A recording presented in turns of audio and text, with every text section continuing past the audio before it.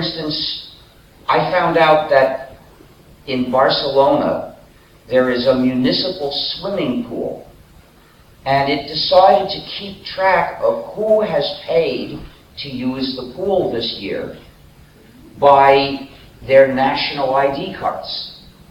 So anyone to use the pool has to show a national ID card to a computer, which will keep track of exactly who was there. This was the easiest way to do it, given that everyone in Spain was already required to have a national ID card. So if you allow national ID cards, you're inviting systematic and coordinated surveillance to extend into every part of life.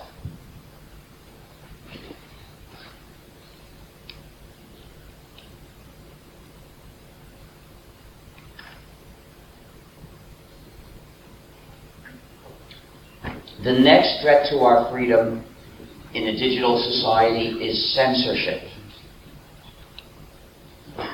Censorship is not new. In fact, the origin of copyright law in the UK and the US was a system of censorship in the 1500s.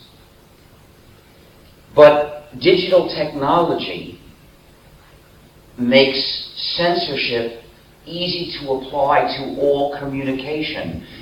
It's not feasible to censor everybody's letters, but it's easy to censor everybody's email.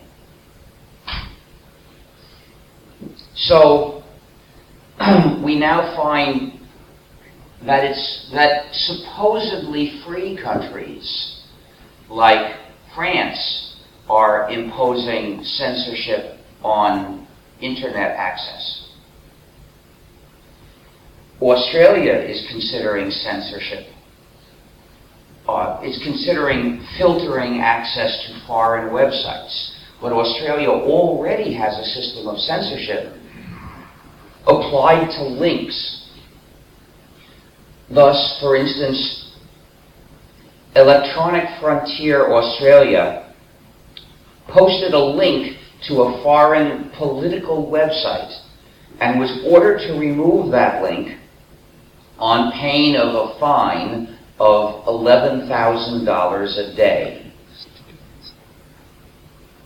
This apparently is because the censors think that some of the pictures in that website are disgusting looking. Think about that. Is that political freedom? No. Now, Denmark also has filtering of the internet. The list of sites to be blocked is a secret. But somebody leaked the list and it was posted on WikiLeaks. So that site is now forbidden. That list, that page, which has the list, is now blocked. I can't remember whether it's Denmark or Australia or both that forbid access to that page. So the first rule of censorship is you don't talk about censorship. They want to do their dirty work and hide it. So censorship of the internet is not limited to obvious dictatorships such as China and Tunisia and Iran, and now I think Belarus also. But it's found even in countries that pretend they are free. The usual excuse is either child pornography or terrorism. But these excuses are not sufficient to justify destroying political freedom, which is what they do with censorship. The excuses are, of course, distorted and magnified anyway, because censorship is fundamentally wrong and nothing justifies censorship except perhaps of very limited things during a war. But censorship apply to entertainment? How can that be justified? Censorship apply to political arguments? How can that ever be justified? We may not like the political arguments, but that's exactly when freedom of speech makes a difference. Freedom of speech, if it's limited to saying the things we agree with, that's no freedom at all. The time when freedom of speech matters, the time when we tell whether a society has freedom of speech or not, is when people say things that the establishment or the majority dislike.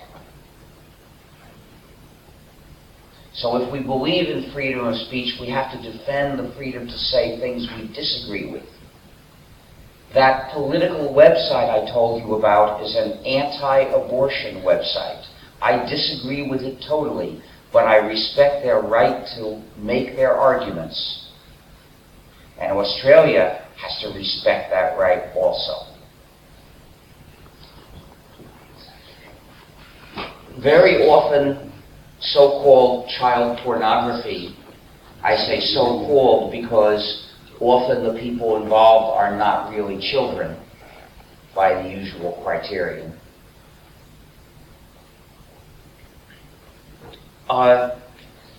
Is a great excuse for censorship and for taking away various human rights.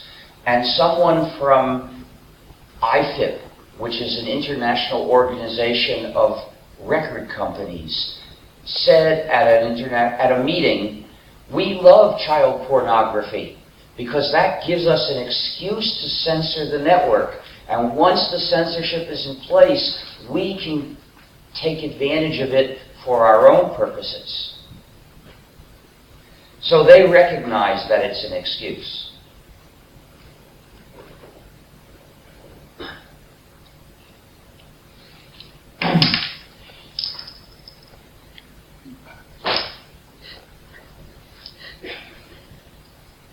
So if we don't want our countries to become like China, we've got to fight against all efforts to censor the internet. The next threat to our freedom in a digital society comes from data formats that restrict the users. There are two ways in which data formats can be unjust. One is if they're secret. For instance, Rai Television distributes its shows over the internet in a secret format. I think it's VC1 is the name of it, and it's supposedly a standard, but it's a secret standard. In order to get a copy of the standards document, you have to sign a non-disclosure agreement. The machine-readable forms can only be rented. Perhaps someday we will see a copy of this on WikiLeaks. So,